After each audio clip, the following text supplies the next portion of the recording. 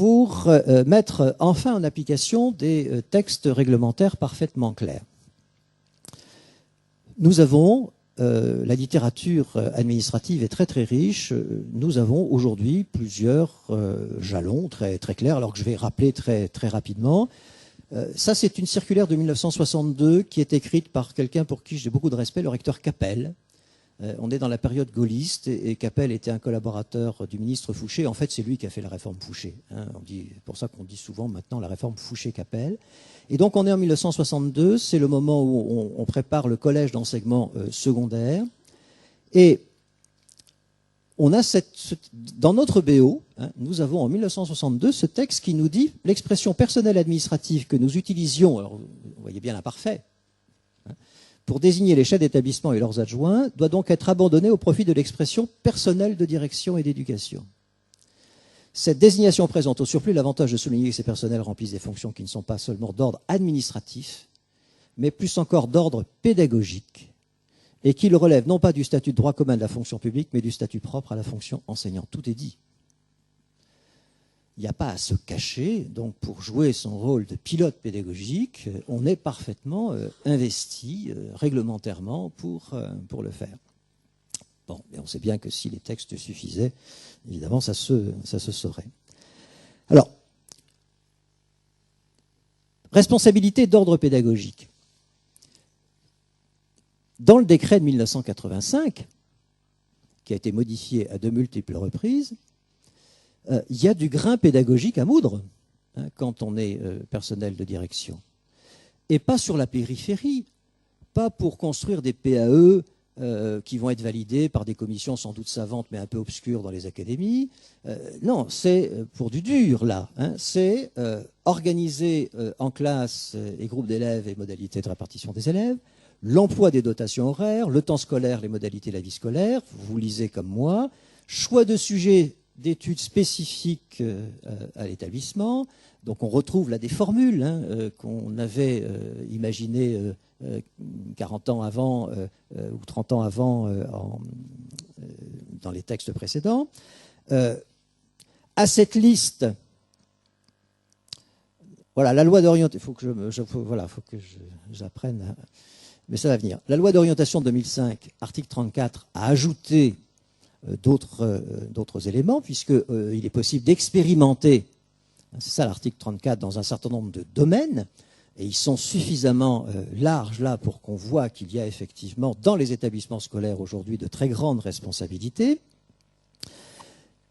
Mais d'une certaine manière, je fais juste un petit point là sur l'expérimentation pédagogique, et un chef d'établissement pilote pédagogique qui conduit et encourage les expérimentations pédagogiques, ça ne date pas de l'article 34 de la loi de 2005.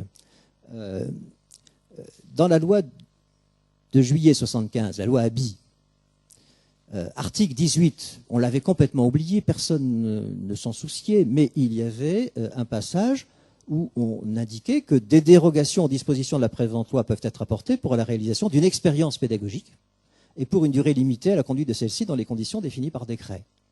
Et si je vous ai mis cet article 18 de la loi 75, c'est que la fin de cet article, moi, me paraît tout à fait intéressant à l'échelle historique. On imagine en 1975 que l'accès aisé à une école ou un établissement ne pratiquant pas une telle expérience doit être garanti aux élèves dont les familles le désirent. Intéressant. Intéressant. On a la loi de 89. Coïncidence, c'est aussi l'article 18. S'il fallait un exemple formel pour montrer que dans notre histoire, il y a beaucoup plus de continuité d'ailleurs que de rupture. Et donc, on a l'apparition du projet d'établissement qui doit définir des modalités particulières de mise en œuvre des objectifs. On nous dit dans l'article 25 que les évaluations prennent en compte les expériences pédagogiques afin de faire connaître les pratiques innovantes. Bon, et puis voilà, on a parlé tout à l'heure de l'article 34. J'ajoute un élément qui apparaît aussi dans l'article 34, c'est que bien entendu tout cela doit se faire avec l'autorisation préalable des autorités académiques pour une durée de 5 ans. Bon, donc la légitimité pédagogique du chef d'établissement se trouve confortée institutionnellement. D'autant plus que si on ajoute, s'agissant des chefs d'établissement maintenant, le référentiel métier qui est le leur, qui est le vôtre, novembre 2000, il est bien écrit que vous devez impulser et conduire une politique pédagogique d'établissement. Et on a l'article 38 de la loi de 2005 qui institue le conseil pédagogique.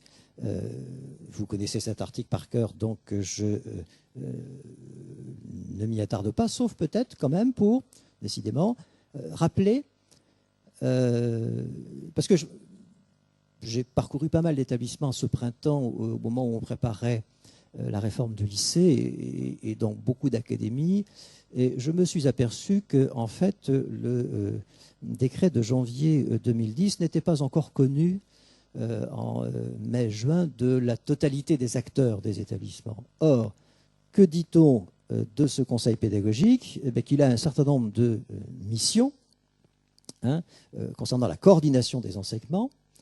Donc il va émettre un certain nombre d'avis.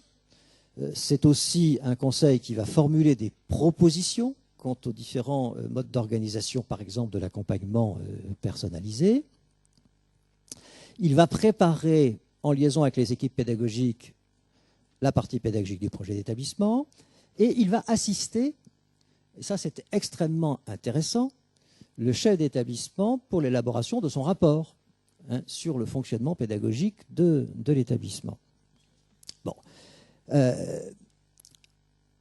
C'est donc un outil absolument extraordinaire, le conseil pédagogique, pour un chef d'établissement qui veut assumer sa fonction de pilote pédagogique.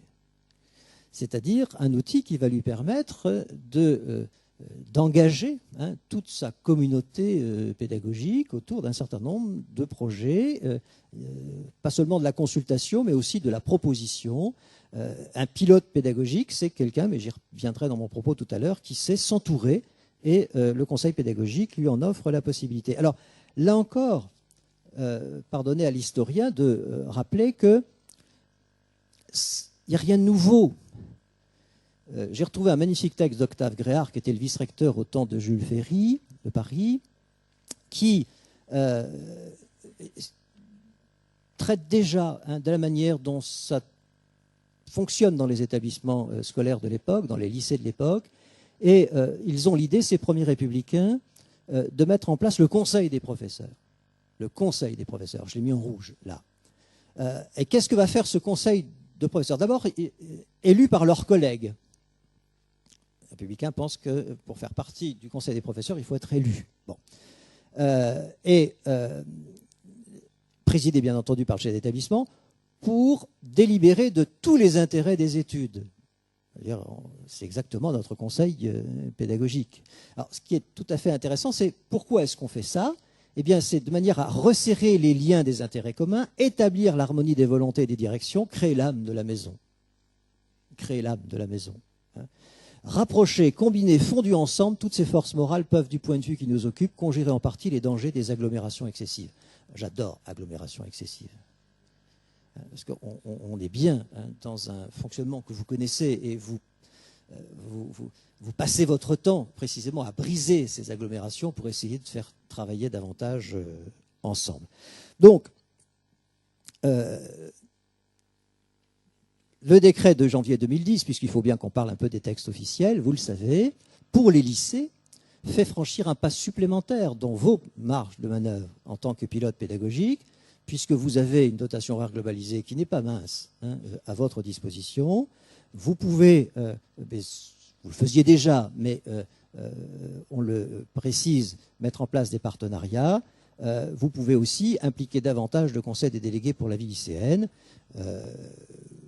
Petite parenthèse, ça c'est un vrai chantier. Et je ne heurterai personne si je vous dis que je n'ai pas encore vu beaucoup de CVL particulièrement impliqués, engagés dans le sens souhaité par nos textes. Bon, j'arrête là pour cette première partie. Je veux être très, très rapide. On voit bien, pour toutes sortes de raisons, pourquoi être pilote pédagogique, ça répond à une vraie nécessité.